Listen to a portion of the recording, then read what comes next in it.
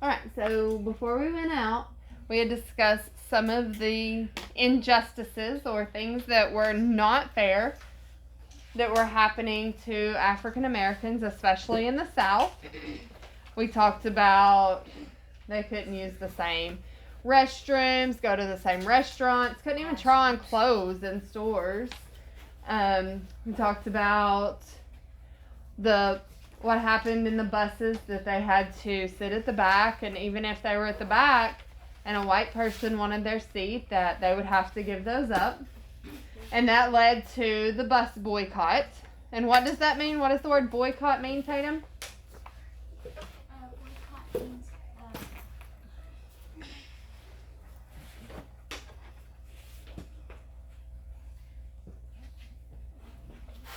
Okay, I want you to put that book up, and I expect you to pay attention. Callie? to refuse to do something. Yeah, to refuse to do something or use something. So they refused after that to use the public transportation, use the bus system. Okay, we talked about water fountains, bathrooms, jobs, pay. What about where they could live? They had to live in certain houses. Yeah, there were. Like certain places. Yeah, there were. They couldn't live in the same neighborhoods or buy houses in the same neighborhoods as white people. So there were all kinds of things that were very, very unfair. And we talked about how it was hard to even wrap our mind around things being that way, because there's absolutely no reason for it, was there? So there were several civil rights activists or people who wanted to see change, who decided that it was time to stand up against the way that things had been and to make a difference. One of those people, A. Philip Randolph, decided his life dream, what he had always wanted to do, was have a what? A march. That's right. He wanted to have a big march where a lot of people came together in support of rights for African Americans.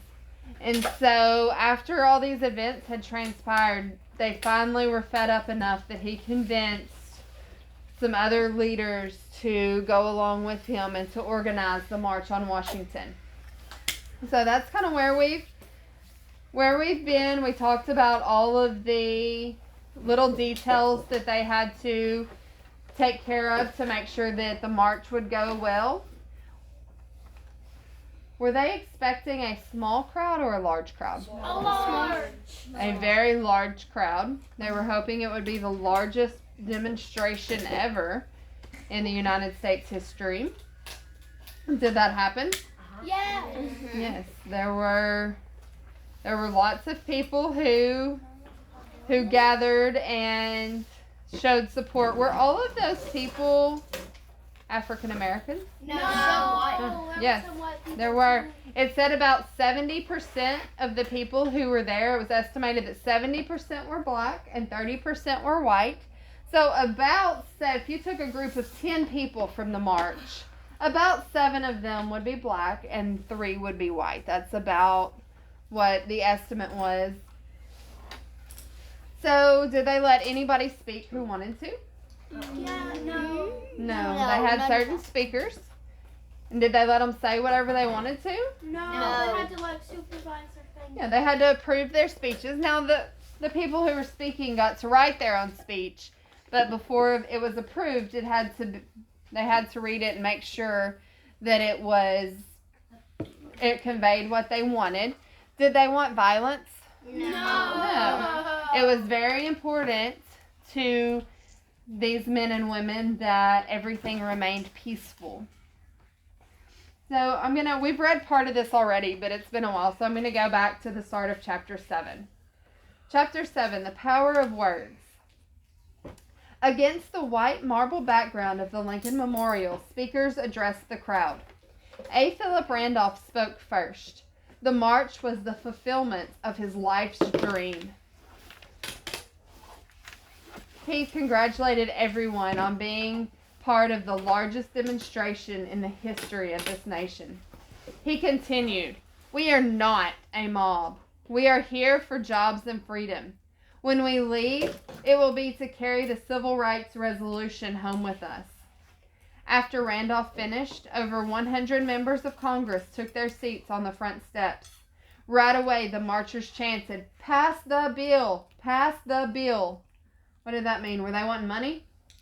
No. What kind of bill were they talking about?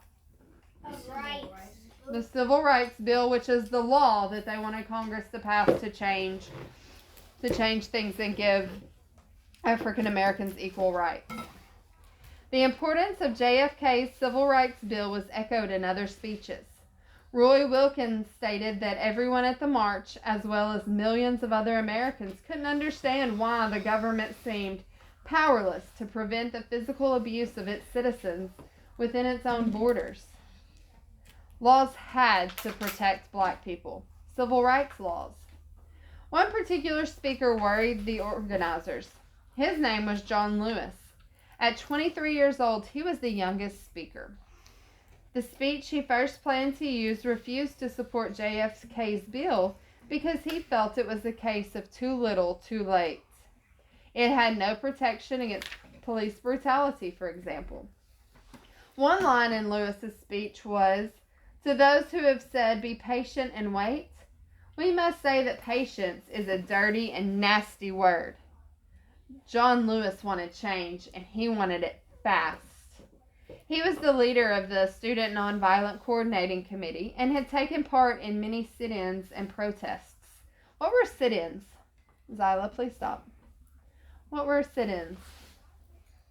They often happened at diners that were only for white people. Think about the word sit in. What would happen, DJ? Yeah, black people would go in and they would sit in there quietly. They would go in. They knew they weren't going to get served. They knew that they weren't going to get any food. But they would go in and they would just sit in there to make a statement that they didn't like the way that things were and that it was not fair.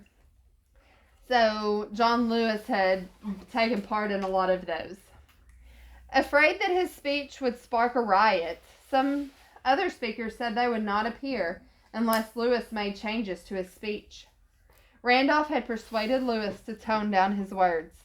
The night before the march, Lewis rewrote his speech in his hotel room. Less than an hour before he came before the big crowd, he was still working on his speech in a janitor's closet underneath the Lincoln statue. Finally, it was finished and typed. Just in case Lewis became too fiery or it looked like the crowd would turn angry, someone from the Justice Department was on hand to cut his microphone and go to a soothing Malia Jackson recording. She was a popular black gospel singer who was at the march. When John Lewis took the stage, he began hesitantly, his voice cracking. The speech was toned down, but it was still strong and urging immediate passage of the Civil Rights Bill. Otherwise, he promised more marches in more cities, with the spirit of love and with the spirit of dignity that we have shown here today. So was he promoting violence if they didn't get their way? No, he said they would continue on the same way they had been. We must say, "Wake up, America, wake up," for we cannot stop, and we will not and cannot be patient. The crowd interrupted him 14 times with applause. Lewis said later, "The speech still had fire. It still had bite." What do you think that meant? The speech still had fire. It still had bite. What do you think, Ainsley? It was like even though it wasn't as loud as it should be, and we had to rewrite it, make it better, it was still like strong. Yes. And like, yeah. Exactly. He was still got his point across very strong, but he had toned it down, like you said. Good job. As the afternoon went on, there were more speeches. Do you think there were any white speakers? Yes. Yes. Walter Reuther, head of a powerful union for automobile workers, gave one of the speeches. He had marched with civil rights groups in Mississippi and was a friend of Martin Luther King Jr.'s. He said, "We cannot successfully preach democracy in the world unless we first practice democracy at home. It is the responsibility of every American to share the impatience of the Negro American." Did any women give major speeches at the march? Probably. No. No. At one point, Daisy Bates, a longtime activist, read a list called Tribute to Negro Women Fighters for Freedom. Rosa Parks, who was at the Lincoln Memorial that day, was among the women honored. She stood but didn't speak. She had not been asked to. A woman who worked for Rustin felt embarrassed. After all, black women were crucial to the civil rights movement. The leader's poor excuse was that they were afraid that by picking one woman to give a major speech, others would be jealous. That seemed like a very good excuse. No. No. The final speech of the day was from 34-year-old Martin Luther King Jr. He was such a great speaker that no one wanted to follow him. He had learned from his father, a famous preacher. He had taken many classes in public speaking and practiced sermons in front of a mirror. In 1963 alone, he made more than 350 speeches all over the United States. But now his speech was being televised to a national audience, and he was under pressure. How could he sum up this historic day? King had been working all night. Now the final typed speech was in front of him. At 3:30, Randolph introduced King as the moral leader of our nation. The applause went on for a full minute. In his rich, deep voice, King began by reminding America of its many broken promises to blacks. Racial prejudice was not just morally wrong, he maintained, it was un-American. He understood black people's anger, most of all those who had been beaten or jailed for standing up for their rights.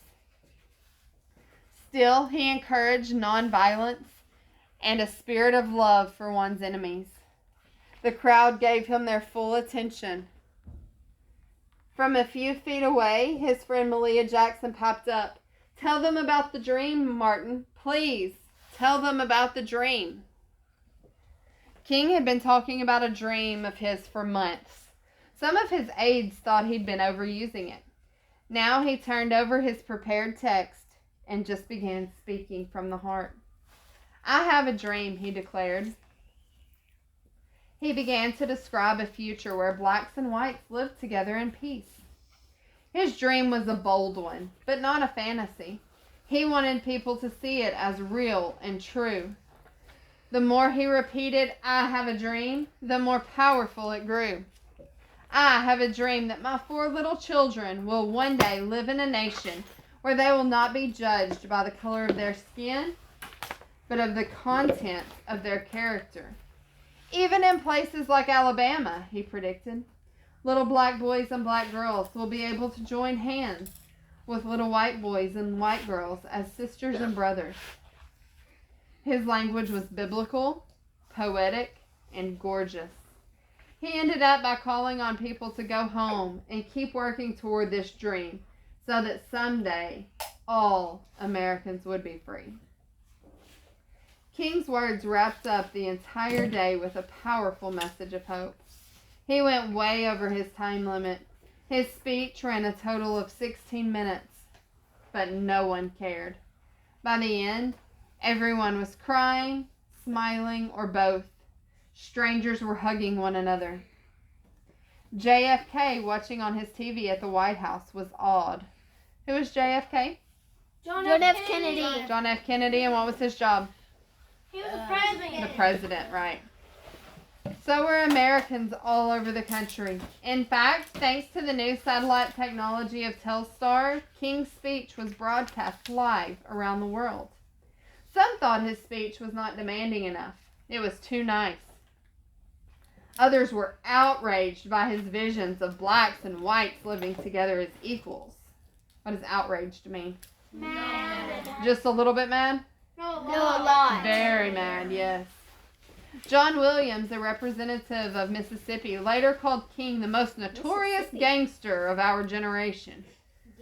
But most thought the speech was a masterpiece. one that ranked right alongside Lincoln's Gettysburg Address in expressing the best hopes of America. Chapter 8, We Shall Overcome. By now, everybody was all used up, said Malia Jackson. After King's speech, Randolph was weeping. What does weeping mean? Crying. Why do you think he was crying?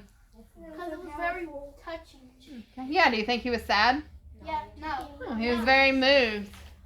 He called this the most beautiful and glorious day of my life. He was too speechless to give concluding remarks, so Bayard Rustin got his chance to speak. He presented a list of 10 basic ways to desegregate all areas of American life. Says he presented a list of 10 basic ways to desegregate all areas of American life. What does that word mean? Non-segregate. Okay. So what is segregate? Keep apart. Segregate is to keep apart or separate. So if we add the prefix D in front of it, that means to unseparate, to put everyone, give everyone equal chances and opportunities, to put everyone together. Each one was met with a roar of approval from the crowd. The day ended ahead of schedule at 4:15. Linking arms, people sang, "We shall overcome" one more time. Buses and trains were already revving up their engines, ready to take the marchers home. The civil rights leaders left for their meeting with President Kennedy. At the White House, there was coffee, sandwiches, and cherry cobbler. For nearly an hour, JFK and his Vice President Lyndon Johnson talked with the leaders about their civil rights bill. Already, there was a sense that the march had helped to put the civil rights movement on the national map. The next day, a newspaper, the New York Herald Tribune, called it a great day in American history and a national high-water mark in mass decency. It touched so many who hadn't given civil rights much thought, especially white people. As a government official said, it moved an awful lot of citizens who were very indifferent to realizing there's something that has to be done. I want you to think for just a minute. Do you think that there were some people who really hadn't even given it much thought, who just thought this is the way it is and hadn't thought about how unfair and horrible things really were? Yes. Yeah, there were a lot of people like that. They were just used to it because that's how things had been, and they really hadn't thought about it being unfair. It didn't directly affect them. They weren't the ones who weren't being treated equally. So they just didn't really think anything about it. So by this March on Washington and the civil rights movement gaining some power, they were beginning to realize how bad things were and how badly we needed change. Yet just over 2 weeks later, a black church in Birmingham was bombed and 4 young girls were killed. What about JFK's bill? Opponents were able to stall it in committee, delaying its passage time and again. Then, on November 22nd, 1963, President John F. Kennedy was shot and killed as he rode in an open limo past cheering crowds in Dallas, Texas. The hopeful day of the march already seemed to be a part of the very distant past. But the new President Lyndon Johnson promised to follow through with the bill. He did.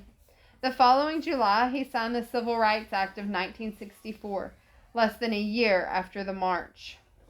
This, combined with the Voting Rights Act of 1965, which promised government enforcement of voting rights, represented the official end of Jim Crow. 3 years later, the Civil Rights Act of 1968 was signed. This made it illegal to refuse to sell a house in a white neighborhood to a black person. It was another great moment in the cause of equality, but the event came at a sad time. The act was signed into law by President Johnson 1 week after Martin Luther King Jr. was shot to death as he stood on his hotel balcony in Memphis, Tennessee. If only King had lived to see some of the things that have taken place since then, Even though King was dead, his dream has lived on. When people stand up to make their minds to move and take action, said a 20-year-old marcher, it opens doors. Today in the United States, people are still treated unfairly because of their gender or religion or the color of their skin. Every door that is opened meets with resistance, but still, the doors open anyway. So do you think that those people made a difference? Yes. Yeah, absolutely. Absolutely. So there were all kinds of things that were unfair and that were horrible that happened.